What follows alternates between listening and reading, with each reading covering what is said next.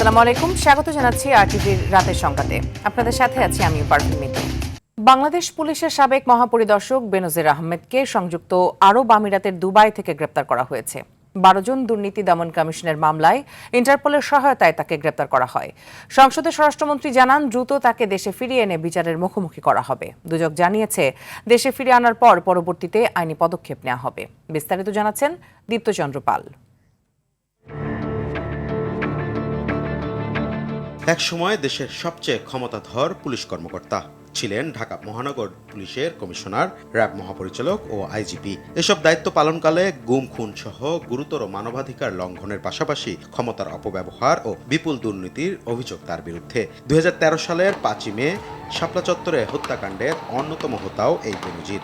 এছাড়াও খালেদা জিয়ার বাসভবনের সামনে বালুর ট্রাক, বোট ক্লাব কাণ্ড সহ অসংখ্য বিতর্কিত কর্মকাণ্ডে আলোচনার শীর্ষে ছিলেন তিনি। গোপালগঞ্জ ও মাদারীপুরে 600 বিঘা জমির রিসোর্ট সহ বহু অবৈধ সম্পদ, অর্থ পাচার ও জালিয়াতির সন্ধান পায় দুর্নীতি দমন কমিশন।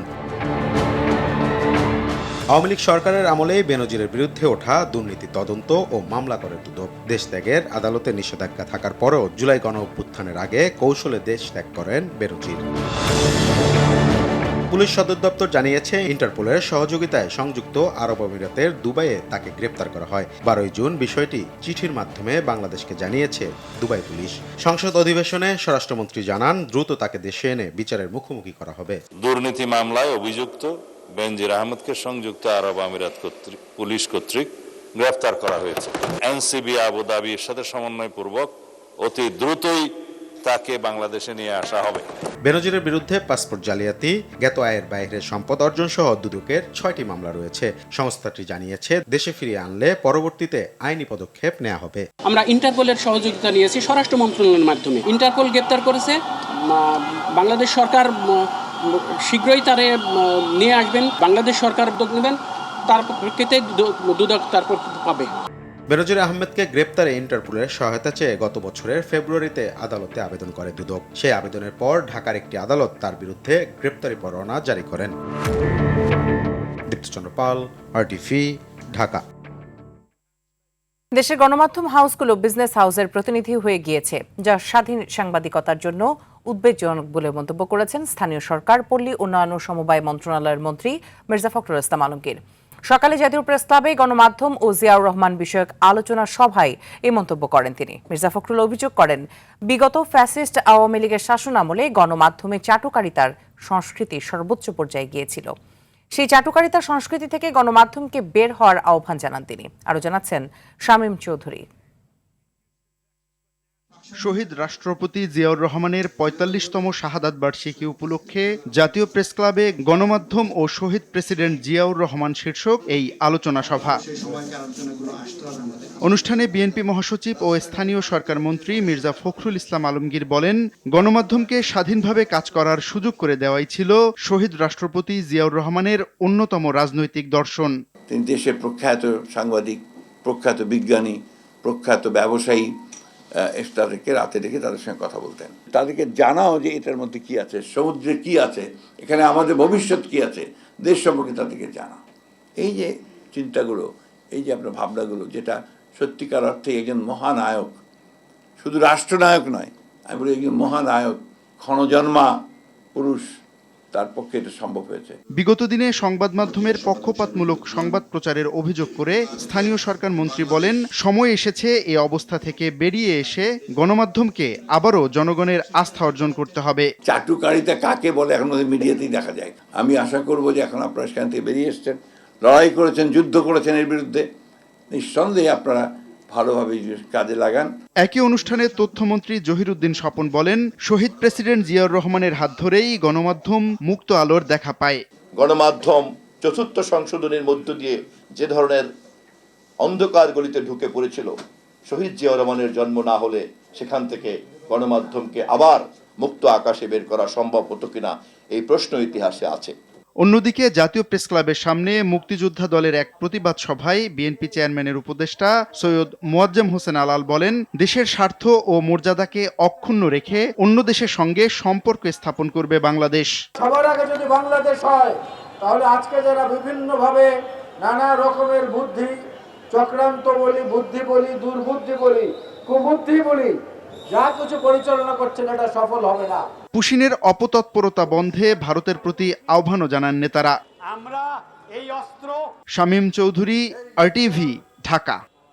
প্রধানমন্ত্রী তারেক রহমানের সভাপতিত্বে বাস র্যাপিড ট্রানজিট BRT প্রকল্প নিয়ে সভা অনুষ্ঠিত হয়েছে। সচিবালয়ে মন্ত্রিপরিষদ বিভাগের প্রধানমন্ত্রীর কার্যালয়ে অনুষ্ঠিত এই সভায় হযরত শাহজালাল আন্তর্জাতিক বিমানবন্দর থেকে গাজীপুরের জয়দেবপুর পর্যন্ত বিস্তৃত BRT প্রকল্পের অগ্রগতি, বাস্তবায়ন প্রক্রিয়া এবং সম্ভাব্য সুফল নিয়ে বিস্তারিত আলোচনা হয়। সভায় প্রকল্পটির বিভিন্ন দিক নিয়ে মতামত দেন বিশেষজ্ঞরা। সভায় সড়ক পরিবহন ও সেতুমন্ত্রী শেখ রবিউল আলম, প্রতিমন্ত্রী হাবিবুর রশিদ হাবিব সহ সংশ্লিষ্ট সচিব, প্রকৌশলী ও ঊর্ধ্বতন কর্মকর্তারা উপস্থিত ছিলেন।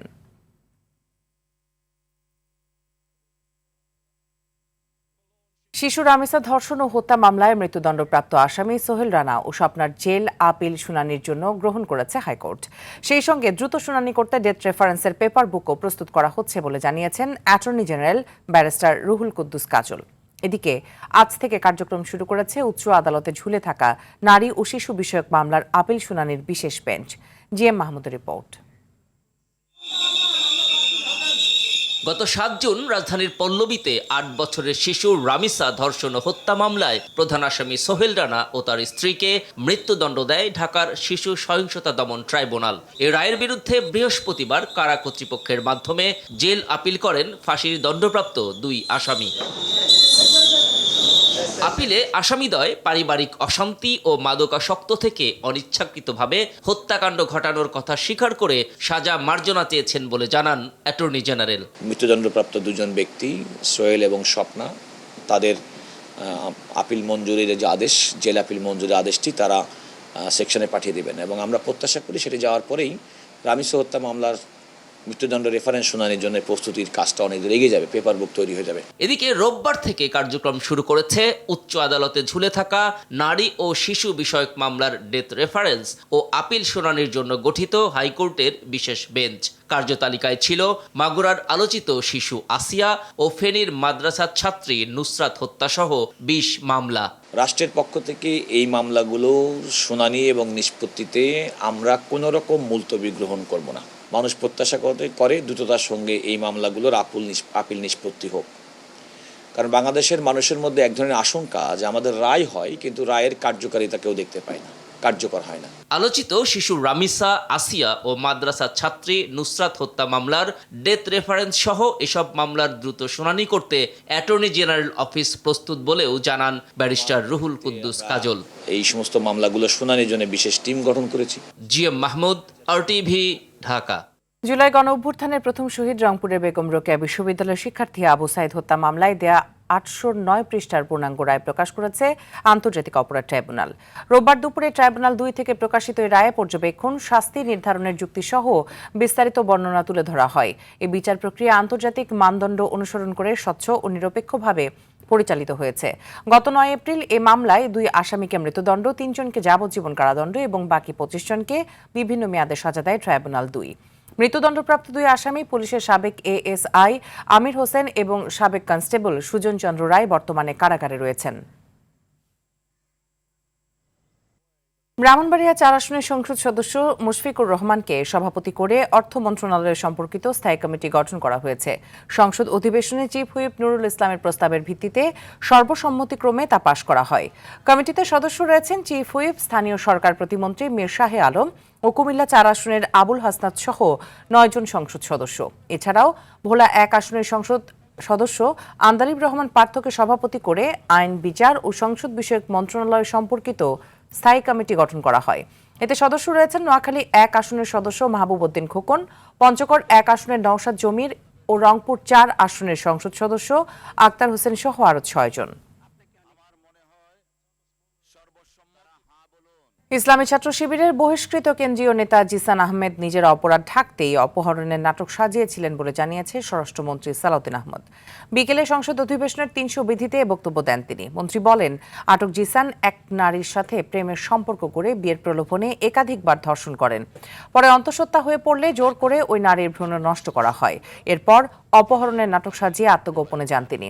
পরে স্বরাষ্ট্রমন্ত্রীর বক্তব্যকে নেক্কারজনক হিসেবে অভিহিত করেন, তীব্র বিরোধিতা করেন বিরোধী দলীয় উপনেতা সৈয়দ আব্দুল্লাহ মোহাম্মদ তাহের। এ সময় স্বরাষ্ট্রমন্ত্রীর বক্তব্য বাতিলের আহ্বান জানিয়ে তিনি বলেন, প্রমাণিত হওয়া ছাড়াই বিষয়টি নিয়ে জামায়াত ইসলামীকে বিতর্কিত করার চেষ্টা করা হচ্ছে। এ সময় সংসদে উত্তেজনা ছড়িয়ে পড়ে। সবাই বসুন, এদিকে যারা আছেন আপনারাও বসুন।